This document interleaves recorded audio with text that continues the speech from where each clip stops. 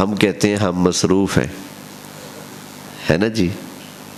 آپ بتاؤ، جس کے کندھے پر پوری انسانیت کی ہدایت کا بوجھ تھا، اس نبی سے بڑھ کر کوئی مصروف ہوگا؟ بولے جس نے اپنے زمانے میں ایک ایک بندے کو پکڑ پکڑ کر اس تک پیغام پہنچانا تھا اور لازم تھا پہنچانا، اگر نہ پہنچاتے تو اللہ فرماتا ہے وَإِن لَمْ تَفْعَلْ فَمَا بَلَّغْتَ رِسَالَتَهُ، اگر آپ پیغام نہیں پہنچائیں گے تو آپ نے پھر رسالت کا حق ادا نہیں کیا، جبکہ نبی کریم علیہ السلام نے پیغام پہنچا کر نبوت اور رسالت کا حق ادا کیا ہے۔ سمجھ آ گئی نا؟ اچھا، یہاں پر ایک مسئلہ یاد رکھنا ہے، یہ ماننا فرض ہے کہ اللہ کے محبوب علیہ السلام نے پیغام پہنچانے کا حق 100% ادا کیا ہے، یہ ماننا فرض ہے۔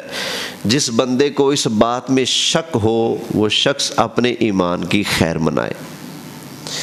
یہ اس لیے بھی بتا رہا ہوں، جب بھی کوئی نیا اٹھتا ہے نا نبوت کا دعوے دار جھوٹا شخص، تو وہ کہتا ہے کہ دیکھو نبی کریم علیہ السلام کے زمانے میں ذرائع ابلاغ نہیں تھے، پیغام دور دور تک پہنچانے کے ذرائع نہیں تھے، تو حضور علیہ السلام جیسے پیغام پہنچانا تھا ویسے پہنچا نہیں سکے، تو یوں ٹک لگا کر اپنی پچر اڑانے کی کوشش کرتے ہیں۔ مرزا قادیانی نے جہاں اپنی جھوٹی دکانداری کو چلانے کے لیے دیگر دلیلیں پیش کی ہیں، وہاں اس نے اس کو بھی بڑھ چڑھ کر بیان کیا ہے، تو کہتے ہیں یہ بھی نہیں تھا، وہ بھی نہیں تھا، وہ بھی نہیں تھا، تو اب ضرورت ہے کہ چونکہ ساری چیزیں اب میسر ہے اور دنیا کی آبادی بھی بہت زیادہ بڑھ چکی ہے، نئے ملک بھی بن چکے ہیں، تو لہٰذا ضرورت ہے کہ اب دوبارہ نبی آئے۔ پھر وہ کیا کہتا ہے؟ پھر کہتا ہے کوئی نیا نبی نہیں آیا، وہی محمد دوبارہ آ گئے ہیں مرزا قادیانی کے روپ میں، بس پہلے شان تھوڑی سی اب پہلے سے بھی زیادہ شان والے بن گئے، معاذ اللہ استغفر اللہ۔ تو یہ یاد رکھنا ہے، ہمارا اہل سنت کا کیا عقیدہ ہے؟ اللہ کے محبوب علیہ السلام نے تبلیغ رسالت کا حق بالکل ادا کیا ہے، ایک رتی برابر بھی نبی کریم علیہ السلام نے نہ کمی چھوڑی ہے نہ کوئی پیغام چھپایا ہے۔ سمجھ آ گئی نا؟ یہاں کچھ اور لوگ بھی ہیں، وہ کہتے ہیں کہ اللہ نے نبی کریم علیہ السلام کو حکم دیا آپ اعلان کریں کہ میری وفات کے بعد پہلے خلیفہ علی ہوں گے۔ اللہ نے آرڈر دیا، نبی کریم علیہ السلام نے اعلان نہیں کیا، اللہ نے پھر آرڈر دیا، کہتے ہیں پھر اعلان نہیں کیا، کہتے ہیں کہ پھر اللہ نے قرآن اتارا۔ اب یہ جھوٹی کہانی بنائی جاتی ہے، ٹھیک ہے نا؟ قرآن کی آیت اپنی کہانی کے ساتھ جوڑ دیتے ہیں، کیا یا ایھا الرسول بلغ ما انزل الیک من ربک، اے رسول پہنچا دیں وہ جو آپ کے رب کی طرف سے آپ پر اترا ہے۔ اگر آپ نے نہیں پہنچایا تو پھر آپ نے رسالت کا حق ادا نہیں کیا۔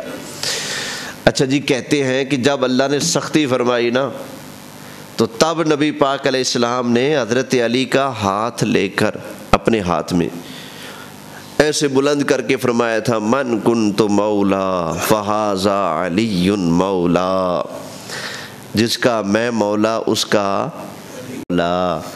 اچھا، ان کی کہانی اگر مان لی جائے تو پھر بھی کما حق کو پیغام تو نہیں پہنچایا۔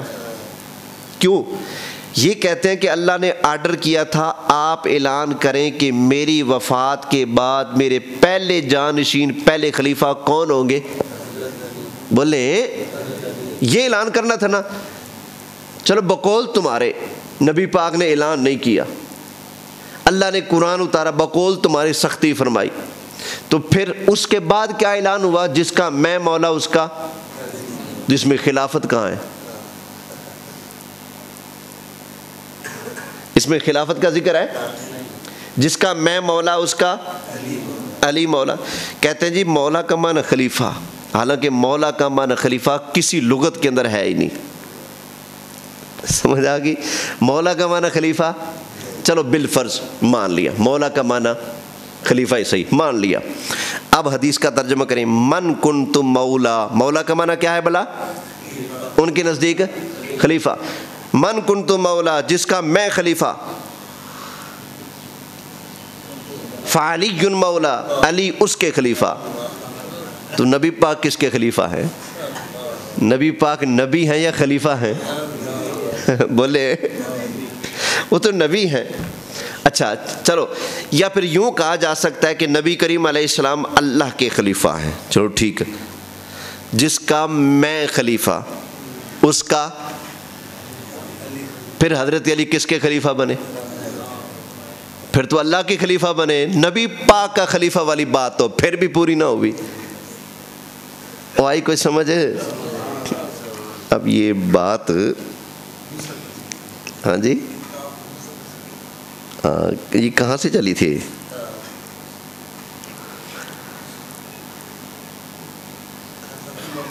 ہاں جی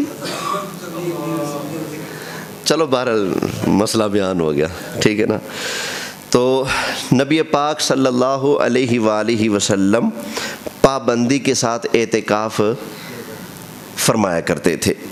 اور ایک مرتبہ ایسا ہوا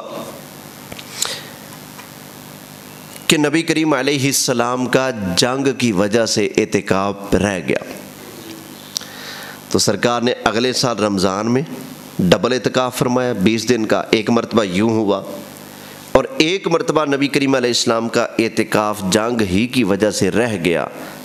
تو اللہ کے پیارے محبوب صلی اللہ علیہ وسلم نے شوال المکرم کے مبارک مہینے میں 10 دن کا اعتکاف فرما کر اس کوٹے کو پورا کیا. آگے نا سمجھ؟ تو بات یہاں سے چھڑی تھی. ہم کہتے ہیں کہ بھی ہم مصروف ہیں، ٹھیک ہے. تو میں نے عرض کیا تھا کہ اللہ کے محبوب سے بڑھ کر کوئی مصروف ہوگا؟ انہوں نے تو ایک ایک بندے تک پیغام پہنچانا تھا. کریا کریا، بستی بستی، گاؤں گاؤں، شہر شہر، سب تک جس نے پیغام پہنچانا تھا، جس کے کندھوں پر یہ بوجھ تھا، اس نبی نے تو کبھی نہیں کہا کہ یا اللہ میری بڑی مصروفیت ہے، میں اعتکاف نہیں کر سکتا ہے. لیکن ہم چونکہ ہمارے جو نفس ہے نا، مجھ سمیت، آپ کی بات نہیں کر رہا، مجھ سمیت ہم سب کے جو نفس ہے نا، یہ چور ہیں. اس حوالے سے چور ہیں. ہم خود بہانے ڈھونڈتے ہیں. ایک ہوتا ہے کہ بہانہ بنا پڑا ہے، ٹھیک ہے نا، اور ہم اس کو حل کرنے کی کوشش کریں، کسی طرح سے یہ کام ہو جائے، کوئی ذریعہ بن جائے، سبب بن جائے، میں اعتکاف بیٹھ سکوں.